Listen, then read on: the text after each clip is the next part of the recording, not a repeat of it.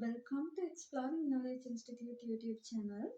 Today we are going to discuss about the Alfred Adler's individual psychology. Under this Alfred Adler's individual psychology, there are many more parts. This is the first part of the Adlerian theory. Now I am going to explain to you. And before moving to the explanation, I would like to do some requests from you all. You can subscribe our YouTube channel, then you will be able to watch our new videos very quickly, and then you will be able to get more knowledge very quickly. So now we will move to the Adlerian theory. This is the first part of the Adlerian theory, and first of all I would like to give some brief explanation about the Adler, especially the childhood and the adolescence of the Alfred. Then he was born on 7th of February in 1870, and he is the second child among the six children of his family. And in his childhood he was suffered from pneumonia, and he considered that illness of his childhood as an unhappy experience, and it was motivated him to pursue medicine at University of Vienna. Then let me introduce why this Adler was considered his childhood as an unhappy experience, right? In his childhood, uh, Adler was pampered by his mother, right? But suddenly he was dethroned at the age of 2 by the arrival of his sibling. Biographers said that after arrival of new baby, Adler's mother may have rejected him and become his father's favorite. He was become the favorite of his father. And they said that Adler was always jealous of his older brother, who was healthy and could engage in physical activities and the sports which Adler couldn't take part, because Adler couldn't jump around and move about quite effortlessly. With that, Adler felt inferior to his brother and to other neighborhood children also.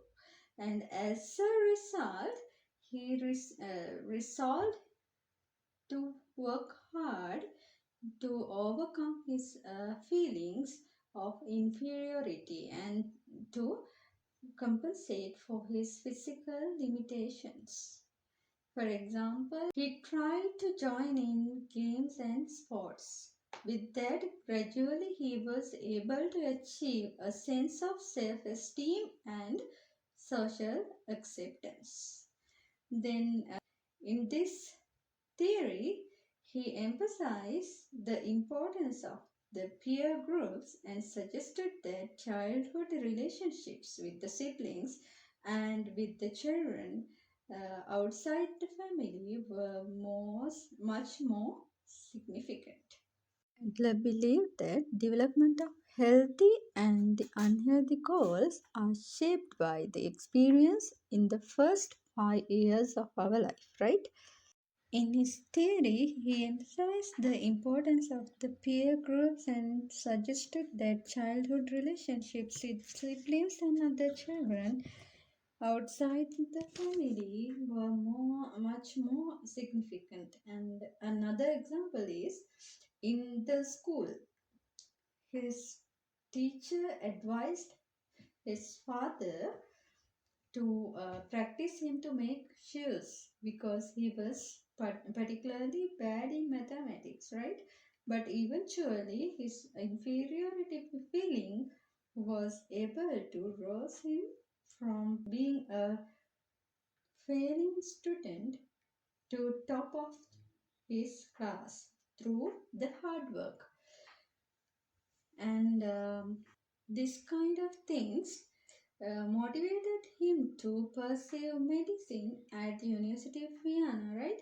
He was became a physician and then later turned profession into psychiatry, which is related uh, physical and mental disorders.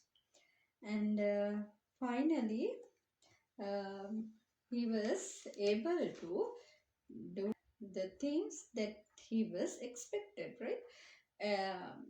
However, this Adler worked with the Sigmund Freud also. In 1902, Sigmund Freud and the Adler worked together, right? But in 1911, he break from Freud and he introduced this individual psychology. There have some reasons to break from the Freud, right? Because the Adler believed that unconscious instincts or our past does not determine our behavior. Always Adler believed that inferiority feelings are endless motivating force in all behaviors of us, right? According to the Adler, our actions are guided by our fundamental attitudes towards the life, right? He told that understanding of human personality is possible only in light of an understanding of people's goal. And he said people have purpose in life to attain perfection, and those are motivated to strive toward attainment of these ideals. This movement toward the perfection or the superiority is driven by the feelings of inferiority. Adler believed that concept. That's why they were brave and individually Adler was introduced this individual psychology, right? Oh, let's see what is this individual psychology. Uh, this is focus on uniqueness of each person, right? And Adler believed that we should see person as a whole rather than a part. Adler believed that all actions are guided by person's fundamental attitudes toward life. And he believed that our current behavior is directed by our future goals. And according to him, according to his theory, he believed that every person has purpose to attain perfection in their lives, and they are trying to attainment of that goals. Adler believed that development of healthy and the unhealthy goals are shaped by the experience in the first 5 years of our life, right? Adler said that each and every individual or each and every human being have their self-created goals and they have their own ideas to achieve their goals, right? And he believed that each and every individual born to the world with the sense of inferiority. And he said person striving to reach their self-control. That means he believed that person is striving for reaching their self-control, right? And he believed that it's not childhood experience and those are our present interpretation of events. He rejected the concept of the Sigmund Freud and he always said that those are our present interpretation of the event and he believed that unconscious instincts and our past is not determining our behavior and our current behaviors and our current behaviors are directed by our future goals. Through this part 1, we had learned about the brief explanation or the brief details about the Alfred Adler's childhood and the adolescence, and some most important details about individual psychology, and what is the main concept or main purpose to create this individual psychology. We had learned those things today. You can subscribe our YouTube channel, then you will be able to get more knowledge once we had upload the videos.